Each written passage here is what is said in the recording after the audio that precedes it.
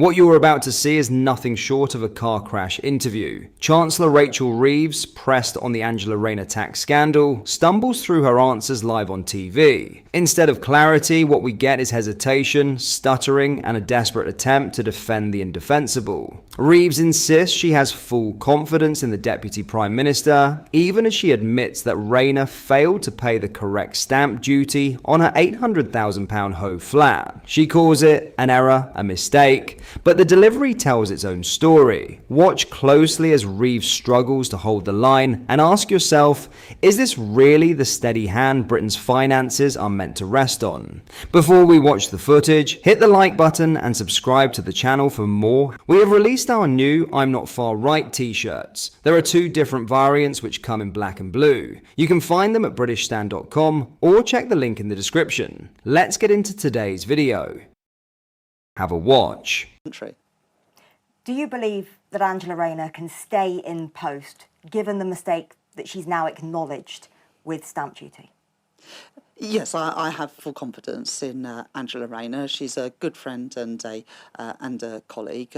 She has accepted the right stamp duty wasn't paid. That was an error. That was a mistake. She is working hard now to rectify that, in contact with HMRC to make sure that the correct tax is paid.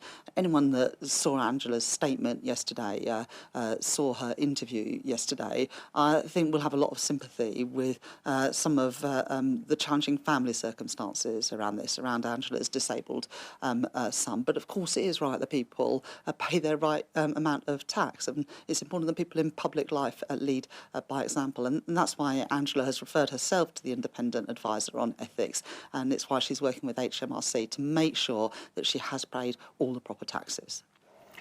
We've been told now that on Monday there was initial advice that perhaps the wrong amount of stamp duty had been paid. At what point did the Prime Minister and you find out that actually there might have been a mistake?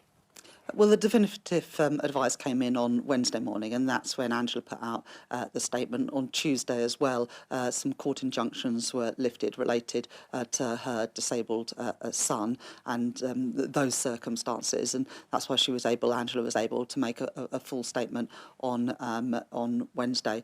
Angela's referred herself to the ethics advisor. That is the right thing to do, and she is trying to work with HMRC to pay the proper amount of tax.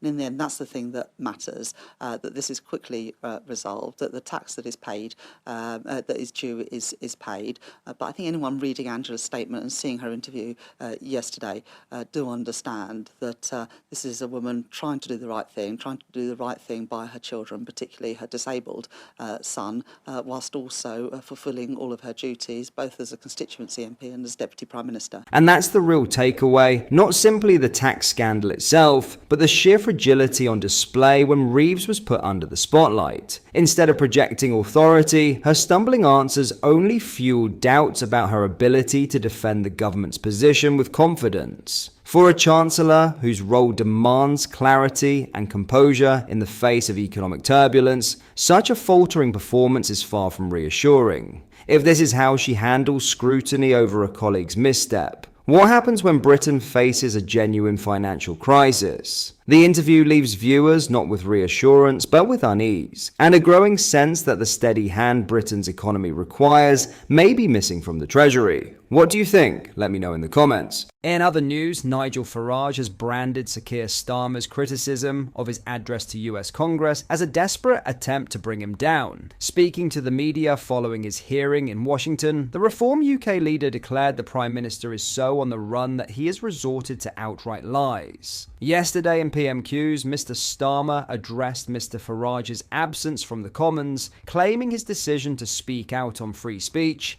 in the US was unpatriotic. The Prime Minister stated, "He has flown to America to badmouth and talk down our country.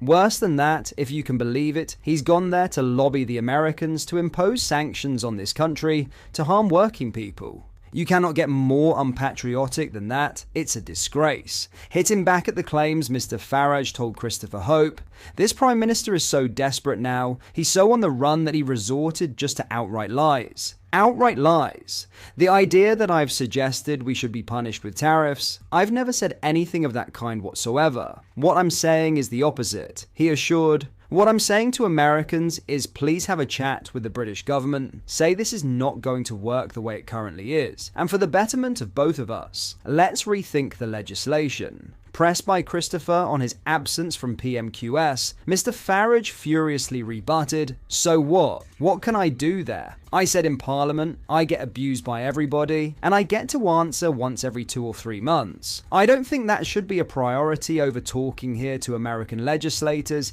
and American companies who matter a lot to our country." Warning of the economic impact on US businesses travelling to Britain amid the ongoing free speech laws, Mr. Farage explained, "It's a real issue for Americans now, and it's an even bigger issue in some ways for companies. Think of the vast amount of business that we do with American companies, and they do with British companies. Why would an executive of a tech firm want to set foot in Britain? Why would they invest money in Britain under this current situation? This is something that really needs to be sorted." Asked by Christopher how Reform UK would resolve the implementation of the Online Safety Act, Mr. Farage told the media, "We all want solutions. I gave a suggestion this morning to this committee. I said maybe there's something in hardware. Maybe under 16-year-olds can only have a certain type of handset, which will prohibit them from going into certain areas of the internet. There are always ways around these things, but that might be an attempt." He added, "I want to protect children. There's not a parent in Britain doesn't want to protect their children. But if this is to protect children, why does the Act set up an elite police force to look at what we're saying?"